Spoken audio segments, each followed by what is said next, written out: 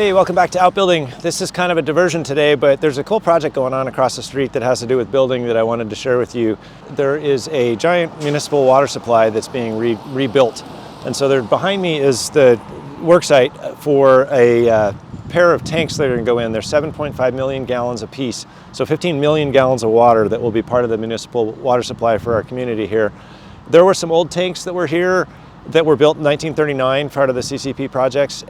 They were made from concrete and they were deemed unreliable, they just aged out. They were potentially seismically unsafe, and so they've been destroyed. And they've demolished those over the last 2 or 3 months using big hydraulic pinchers, and sort of pinched out all this concrete and hauled off a whole lot of concrete and dug a giant hole. It's pretty cool because these tanks, they're 7.5 million gallons apiece, and there's another set of them over in the community on another hillside, and they're going to try to make them the exact same level. And so they've got to go down 15 feet deeper in this worksite, and there's bedrock that the old tanks were set upon, and so they need to blast to go down the additional 15 feet. So today they're going to start the blasting. They actually did a test blast yesterday over on the far side, and I'll kind of show you what that looks like. But today they're going to do the first of a series of blasts, 24 different blasts, where they're going to go down 15 feet into bedrock. And so they're drilling cores. I'll show you the drilling machines, but they're drilling cores down about 10 or 15 feet. And then they're loading charges down, and then those holes are drilled every 6 feet. And so there's a grid of those holes, and they load the charges. Then they put these giant mats that are made out of old car tires, and they're huge, like giant mattresses, and they stack those on top of those to kind of absorb the shock and direct the shock down into the hill. And then they light it up, and they do it with a controlled charge that is sort of almost like a peristaltic wave. It's like they're slightly milliseconds apart, so it creates a wave pattern, and you see the mats kind of hop and roll. Saw the one yesterday, the test one. This one's right across the street from our house, so it's the closest one that will be to us. And I'll film it today later on, but I want to give you kind of a demo of what this looks like. It's a huge project. It's kind of neat. So they're laying out the charges out there. There's like a sort of a black cone of paper. I think it's paper or plastic, but it basically is in this hole that they've drilled. And the hole is probably a 2 or 3 inch hole they've drilled down into the stone. And then they're going to load charges in there, and they've hooked them all together with wire detonators, and then there's a control box that runs all that. Down to the right there is one of the drilling rigs. There's a couple of those, and those things are drilling that grid pattern of every 6 feet they're putting in a hole. And so he's dropping around and dropping the equipment that they're going to use to load charges into those holes. And their holes are every 6 feet, and they're about 12 to 15 feet deep.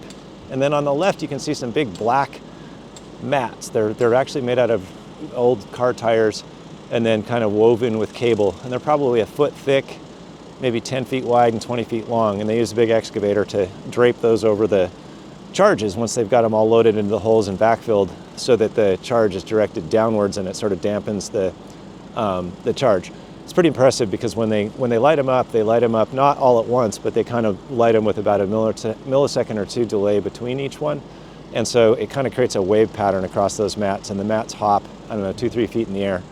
And you can kind of better see this site. In the foreground there's a pond. They pump the pond over to the other side today. They'll pump that over there with the pump that's running and clear it out so they can do their work. And I think they're going to pump back and forth between the two sides. This side where the pond is where one of the old former tanks was, and it was made out of concrete. And then on the far side is the second tank. There were 2 tanks here, and then there was a third one off in the distance that was the original smaller tank. Get a sense of how big those mats are. That's a massive excavator, and those things must weigh a lot. That's made out of car tires. It's woven together with cable, and he's able to drape those over the top of the area where they're going to light up the charges.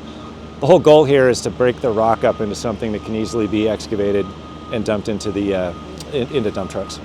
All right, he's got that drilling rig situated on the next hole, and he'll start running the hole in, and it kind of makes a clanking noise. It's noisy, but they drill pretty quickly, and like I said, they'll drill the whole next patch in one day for the next round of charges.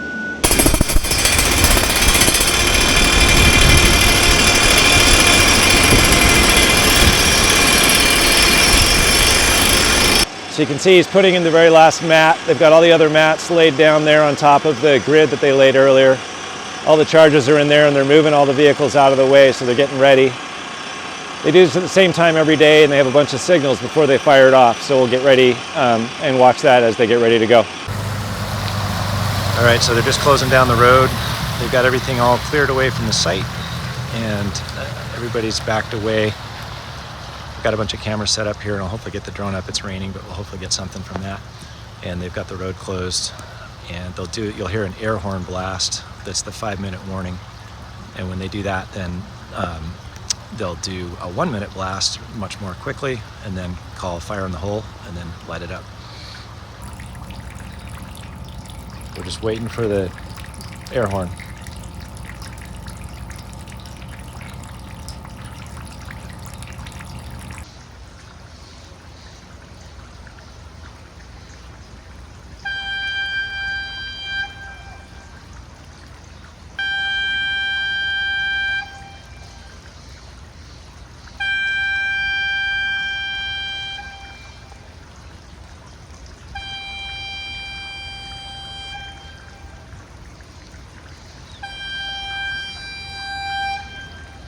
All right, that's the 5-minute blast.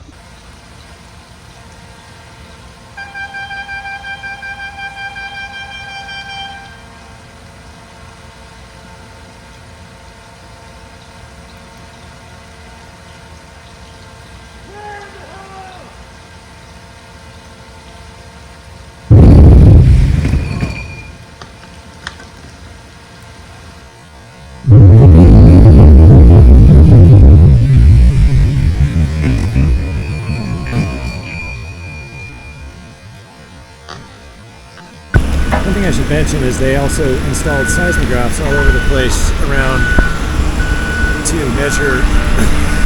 So they installed seismographs to measure the impact of this all the way around the site, so that they can better gauge how much explosive to use and the effectiveness of it. And so they've got these scattered around the site here. All right, so that was the blast. They're doing 24 of those. They're doing one a day, weather permitting. And so they've been drilling earlier today. They'll continue drilling today, and then they'll load charges and do that again tomorrow.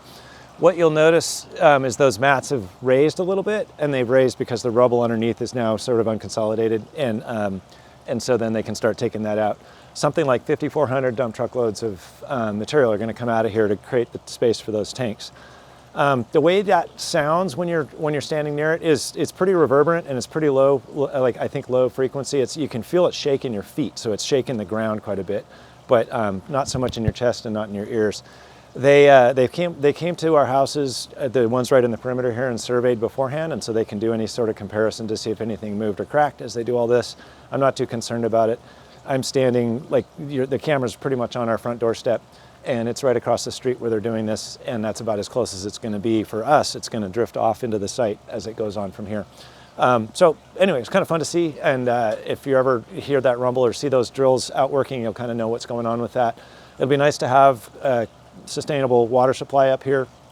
15 million gallons sounds like a lot, but in the middle of the summer, this community goes through 60 million gallons of water, so that's 4 of these sets of tanks in a single day. And so it's quite a bit of water use, and we need that water. So having a resilient supply will be nice. If you want to see any other videos I do, I don't do videos on construction sites. I do mostly building videos of things that I'm building and projects I'm working on. But this one I thought was worth showing just because it's kind of a unique thing that's happening in our area. Thanks.